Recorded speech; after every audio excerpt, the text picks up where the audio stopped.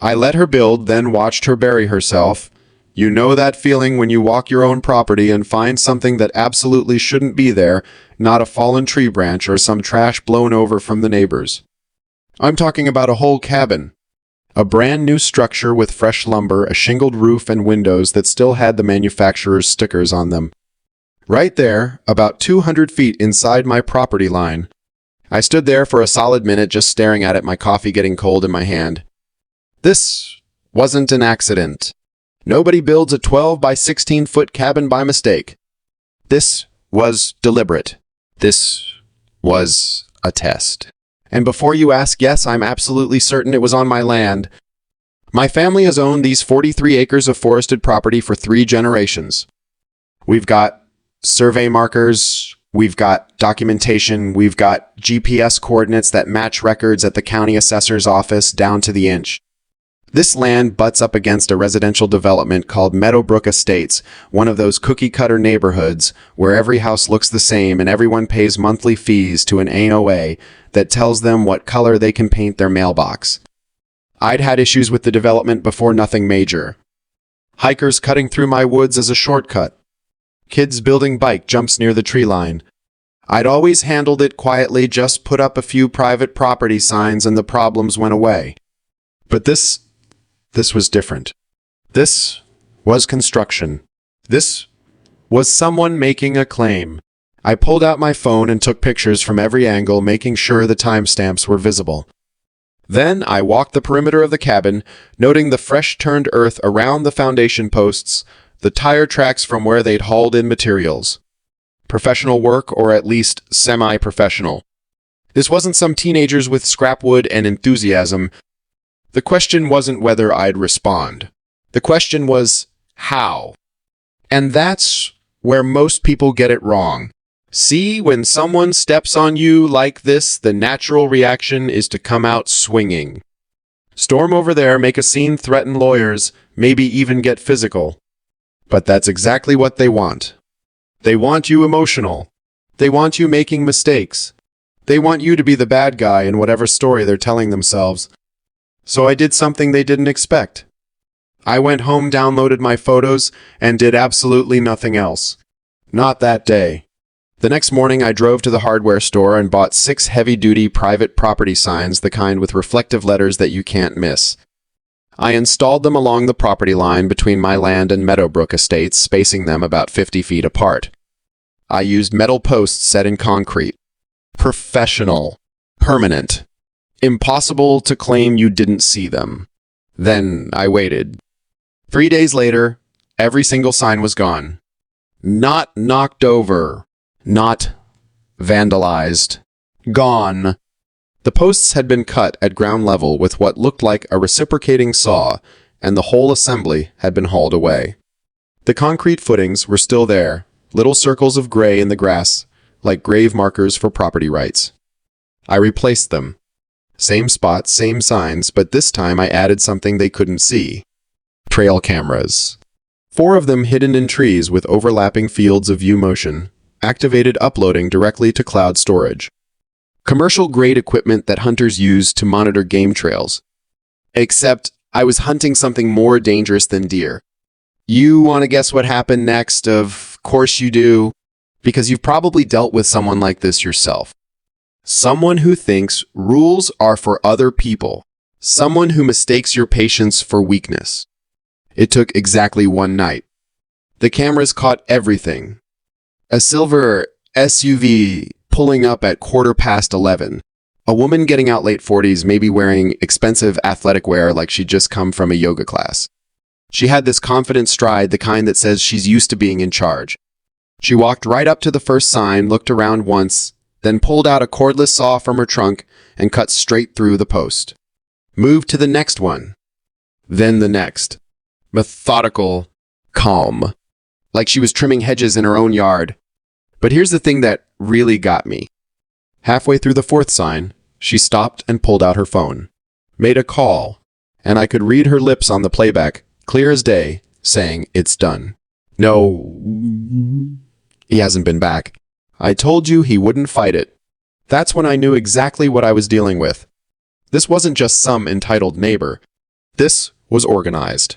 This was someone who'd done this before and gotten away with it. Someone who had a system.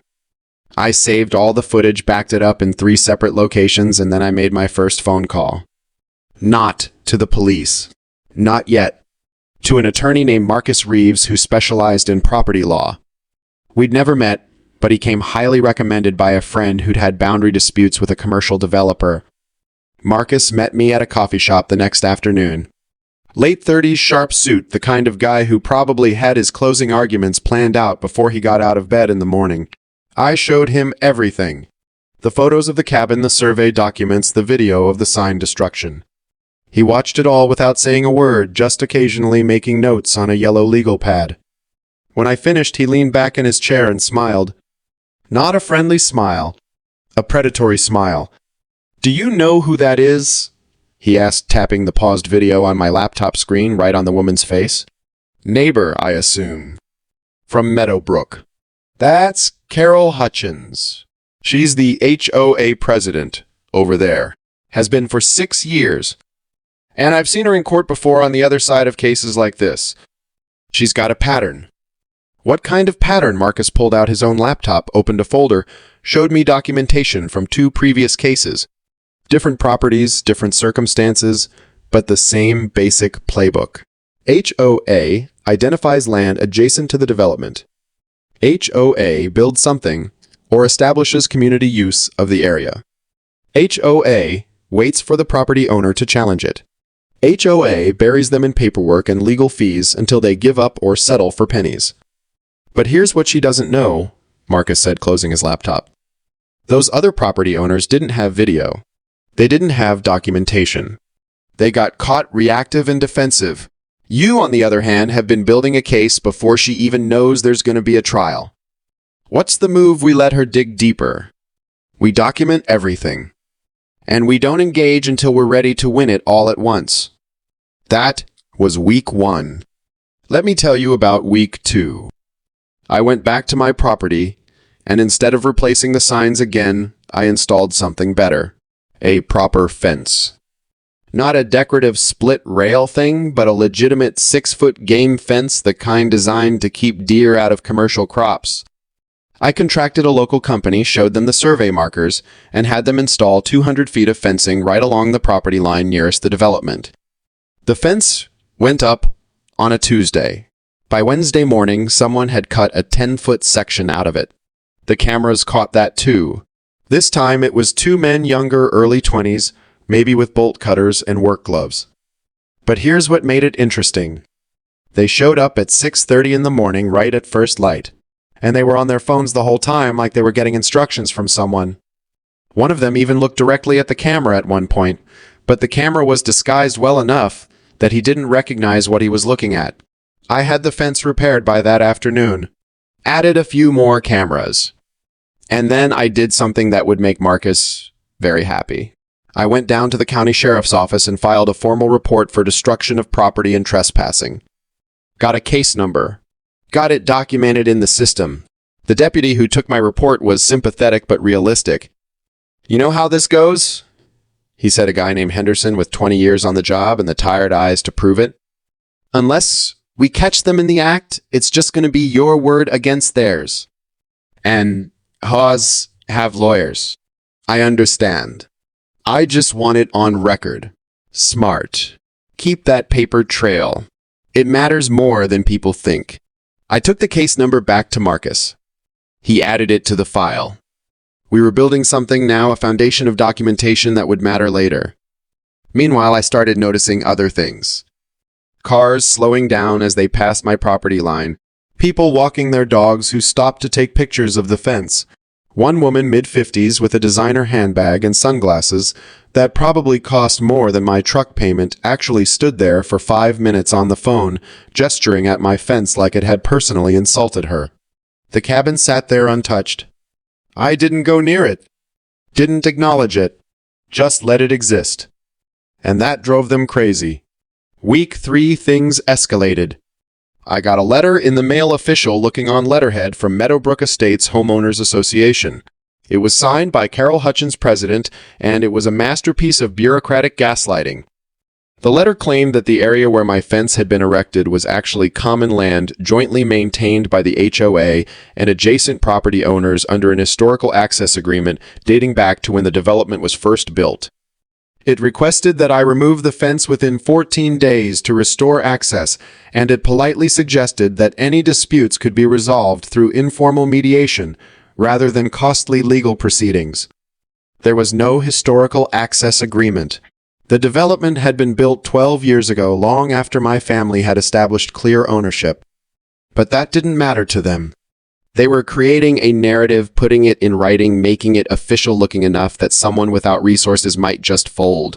I scanned the letter, sent it to Marcus. He called me back within an hour, and I could hear the satisfaction in his voice. This is good. This is very good. They just committed to a false claim in writing. Keep it safe. Don't respond. Nothing, not yet. Let them think it worked. Let them think you're scared. So I did nothing. The 14 days came and went. My fence stayed up. The cabin stayed where it was. Then, on day 16, they made their biggest mistake yet. I was at work teaching a GIS mapping class at the community college where I work part-time when I got a notification on my phone from the camera system. Multiple motion alerts sustained activity.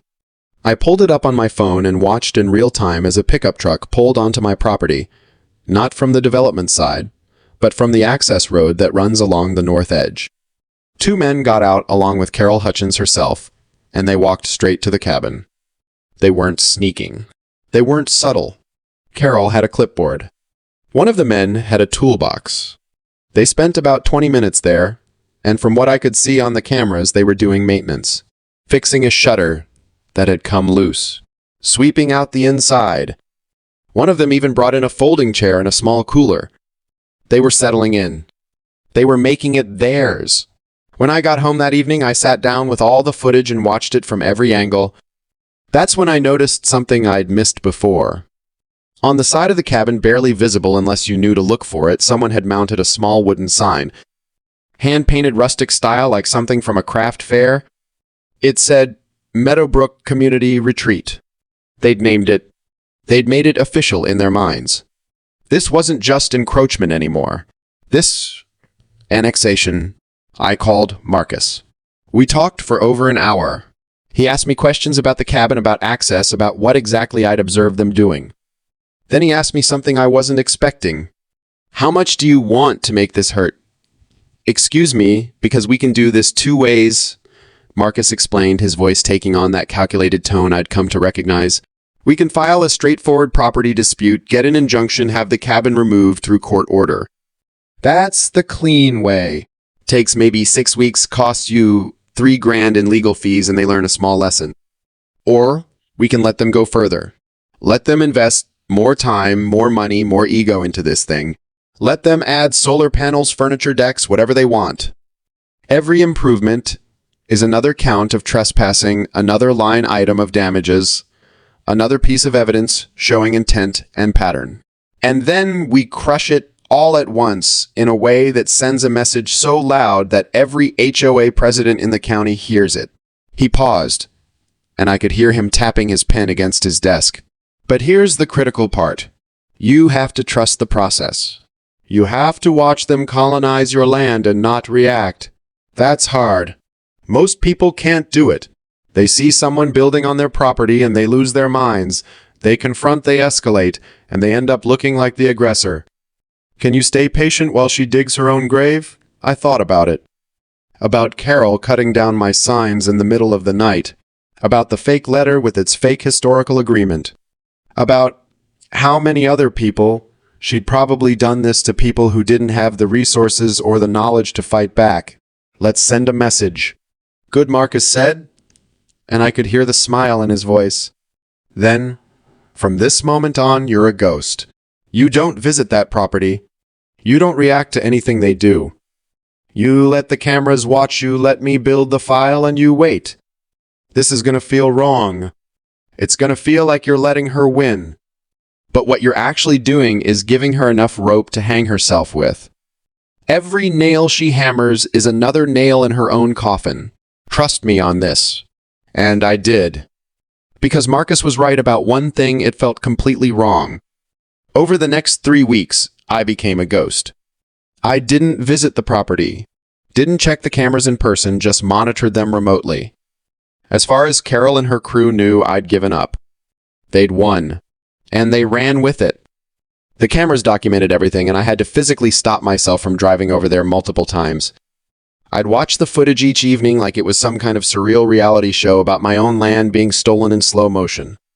The cameras documented everything. Carol brought over a contractor to add a small deck to the cabin.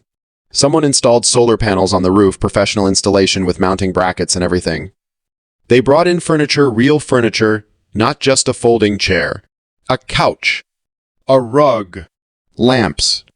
They even ran an extension cord from somewhere probably illegally tapped into a power line to run a small refrigerator inside. Then they started using it. I watched on the cameras as people from the development came and went. Couples having lunch on the deck. Someone doing yoga on the grass beside it. One guy even brought a portable grill and had a cookout, invited 4 or 5 neighbors. They were laughing, drinking wine, acting like they were at a damn resort. Every time I watched, I'd text Marcus, they just added a barbecue grill. Someone hung curtains in the windows. There are 6 people having a party on my land right now, and every time Marcus would respond the same way, good. Let them. Document everything. Save the receipts if you find any. We're building a pattern of willful, intentional, ongoing trespass. This isn't a mistake anymore. This is a lifestyle that matters in court. It was surreal. Watching people colonize your own property, watching them get comfortable, watching them forget it wasn't theirs. But I trusted Marcus, and every visit, every improvement, every receipt and documentation was going into his file. We were letting them build the case against themselves. Then came the move that would end it all. Marcus prepared a formal demand letter, the kind that leaves no room for misinterpretation. It cited every relevant property law, included copies of the survey, referenced the case number from my sheriff's report, and demanded the immediate removal of all structures and cessation of all trespassing activities. It gave them 30 days. It was sent via certified mail requiring signature. Carol Hutchins signed for it on a Thursday morning. The cameras caught her reading it on her front porch, saw her face go from confused to angry to something that might have been panic. Within 2 hours, my phone rang. Unknown number, local area code. I let it go to voicemail. The message was Carol's voice trying to sound reasonable, but with an edge that gave away how rattled she was. Hi, this is Carol Hutchins from Meadowbrook Estates. I received some kind of legal letter today that I think might be a misunderstanding. If you could give me a call back, I'm sure we can resolve this without getting attorneys involved. Looking forward to hearing from you. I sent the voicemail to Marcus. He laughed. Don't call her back. Let the clock run. For the next week, Carol tried everything. More phone calls, each one escalating from friendly to frustrated to outright aggressive. A visit to my house, which I watched from inside without answering the door. A new letter from the HOA, this one threatening to file complaints with the county about my fence being an attractive nuisance and a community eyesore. But she didn't remove the cabin. That was the critical part. She could have cut her losses, taken it down, moved on. Instead, she doubled down. I watched on the cameras as she had a meeting at the cabin with 6 or 7 other people from the HOA board. Watched her, gesturing clearly, giving some kind of presentation. Watched her point at my fence at the property line, at survey markers. She was rallying her troops, building consensus for a fight. And then, on day 28 of the 30-day deadline, she made the call I'd been expecting. She hired a lawyer. I know because he sent his own letter arriving 2 days before the deadline expired. It was the usual legal posturing, claiming that the cabin was on disputed land, that there were questions about the survey accuracy, that my demand was premature and heavy-handed. It proposed mediation. It suggested cooling-off periods. It did everything except actually address the fact that their client had built a structure on land she didn't own. Marcus read it, made some notes, and then did something brilliant. He didn't respond to the lawyer. Instead, he filed documents with the county for an emergency hearing regarding illegal construction on private property.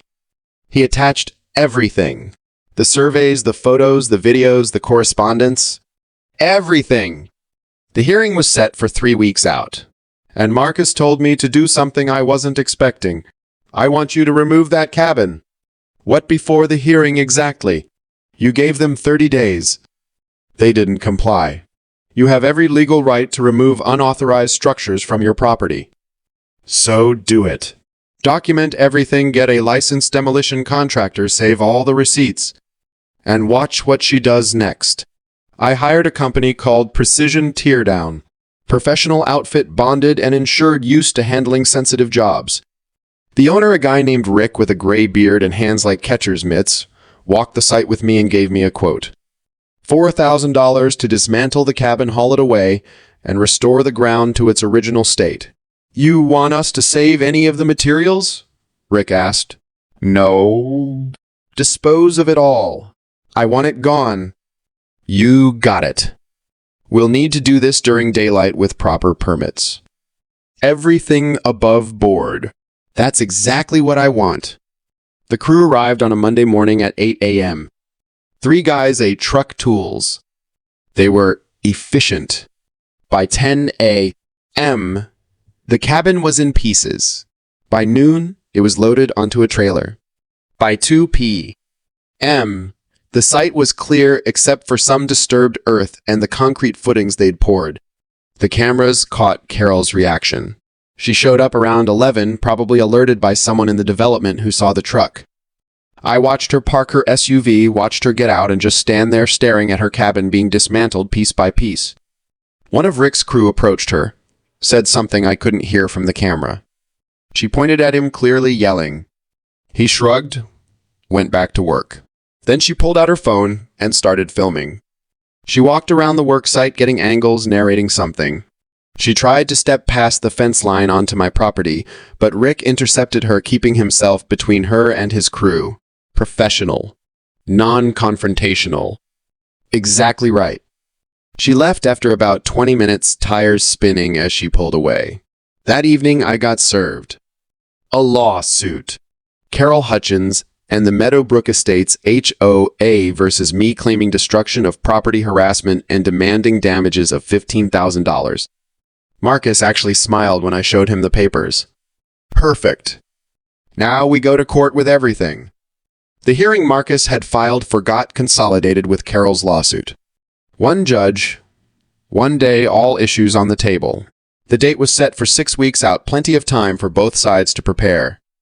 Carol's lawyer, a guy named Stephen Pritchard, with slicked back hair and a suit that screamed, "I charge by the hour," filed motion after motion. Discovery requests, demands for documentation, requests to depose me.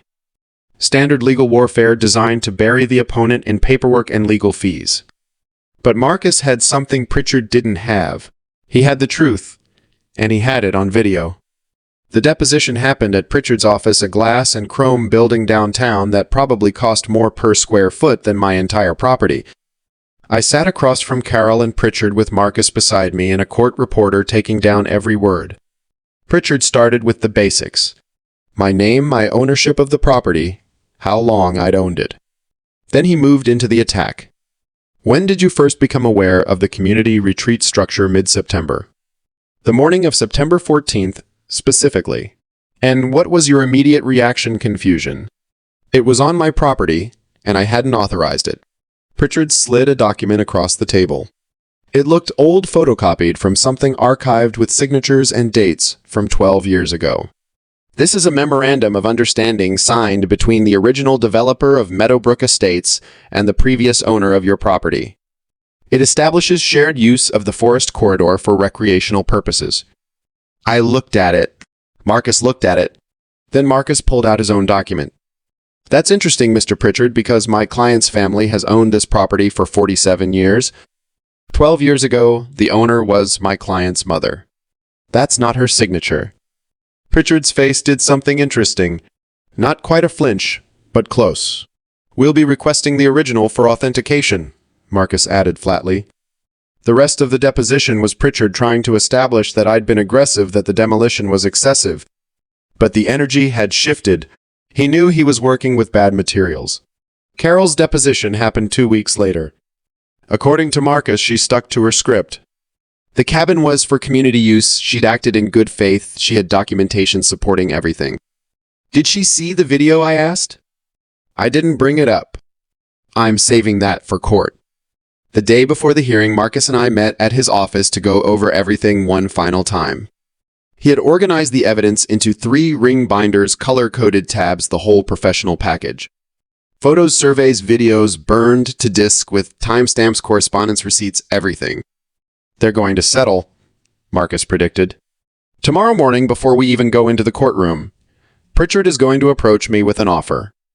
And we say no, because this isn't about money. This is about establishing consequences. He was half right. Pritchard did approach us the next morning in the courthouse hallway outside the courtroom. His offer was that Carol would pay for the demolition costs, $4,000, if I would acknowledge that there had been a good faith misunderstanding about the property line.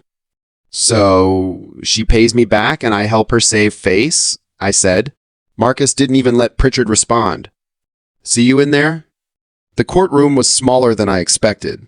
Judge Patricia Holbrook, presiding, a woman in her early 60s, with reading glasses on a chain, and the demeanor of someone who'd heard every excuse in the book. Carol sat with Pritchard at the plaintiff's table.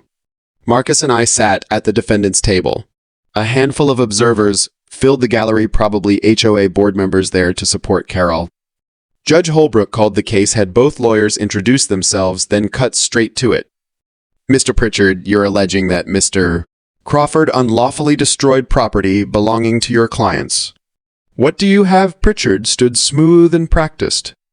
Your Honor, my clients, acting in good faith, constructed a small community structure on land they believed to be shared space. Without proper notice, the defendant destroyed that structure, causing significant damages. Mr. Reeves Marcus stood holding one of his binders. Your Honor, this is straightforward trespassing and illegal construction. My client owns the property, has clear documentation, and has video evidence showing the plaintiffs repeatedly vandalizing his property after being warned. Video evidence. Judge Holbrook looked interested. Extensive, Your Honor. Let's see it. Marcus had a laptop connected to a projector. The bailiff lowered a screen. Marcus pulled up the first video, the one showing Carol cutting down my private property signs at night. The courtroom went quiet. We watched Carol park her SUV, get out, pull out the saw, methodically destroy 6 signs. The footage was clear, time-stamped, impossible to dispute. Judge Holbrook watched without expression. When it finished, she turned to Carol. Miss Hutchins, is that you in the video? Carol's face had gone pale. Aye. We had been informed that those signs were improperly placed. Is that you? Yes or no? Yes, but next video, Mr. Reeves. Marcus showed 3 more clips. The fence cutting. The meeting at the cabin where Carol gestured at my property like she owned it. And finally, the day of the demolition where Carol showed up and tried to interfere with the work crew. By the time we finished, Carol looked like she wanted to disappear. Pritchard had stopped taking notes. Judge Holbrook took off her glasses. Mr. Pritchard, does your client wish to revise her testimony? Your Honor, I'd like to request a recess. No. Ms.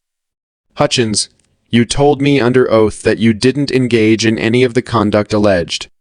I just watched you do exactly that. Do you understand that lying under oath in my courtroom is perjury? Carol stood, her voice shaking. Your Honor, I was acting on behalf of the community. What attorney told you that you could cut down someone else's property signs? Silence. What attorney told you that you could build on someone else's land without permission? More silence. Judge Holbrook looked at Pritchard, then back at the plaintiffs.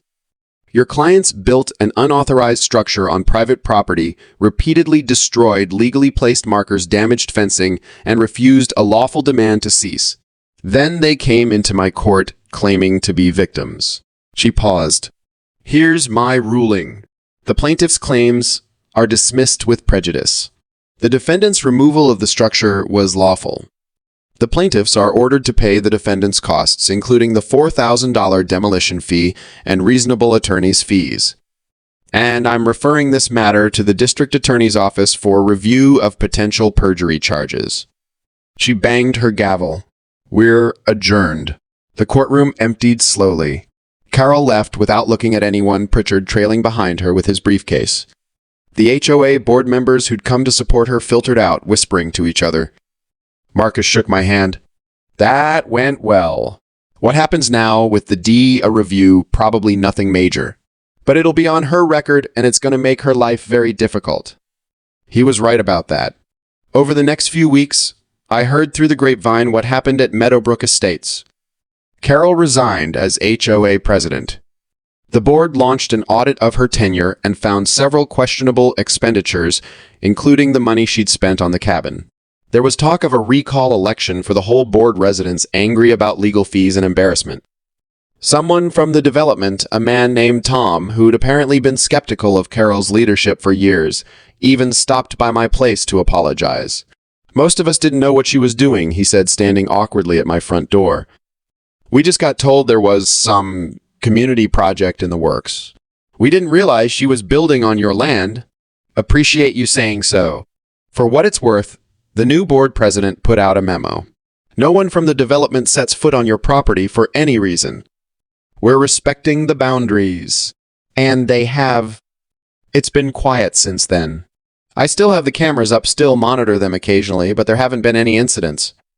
The fence is intact. The property line is clear. Where the cabin used to stand, there's just grass growing back, filling in the disturbed earth. I walk that area sometimes, usually early morning, with coffee, the same way I was walking the day I found the cabin. The forest is peaceful again. No structures that don't belong. No people who think they have a right to something that isn't theirs. Marcus sent me the final accounting a few weeks after the hearing. The judge awarded me $7,300 in total costs, including his fees. Carol paid it within 30 days, probably hoping it would all just go away quietly. But here's the thing about cases like this. They don't really go away. They ripple out. Other property owners in the area heard about it. The county assessor's office started being more aggressive about checking encroachments. The HOA regulations got revised to include stricter oversight of any projects involving common areas. And Carol, I saw her once about 3 months later at a grocery store. She was in the produce section looking at apples. She saw me, froze for just a second, then turned and walked the other way. Didn't say anything. Didn't need to. We both knew exactly where we stood. That's the real victory, I think. Not the money, not even the judgment. It's the understanding that your property is yours, and all the confidence and entitlement in the world doesn't change that. You can build whatever story you want in your head about how things should be, but eventually you run into the reality of documentation, boundaries, and the law. Carol built a cabin on my land thinking she could reshape reality through boldness and bureaucracy. Instead, she found out that some lines can't be erased, no matter how many times you cut down the signs marking them. I finished my coffee looking at the empty space where her cabin used to be. The morning was quiet.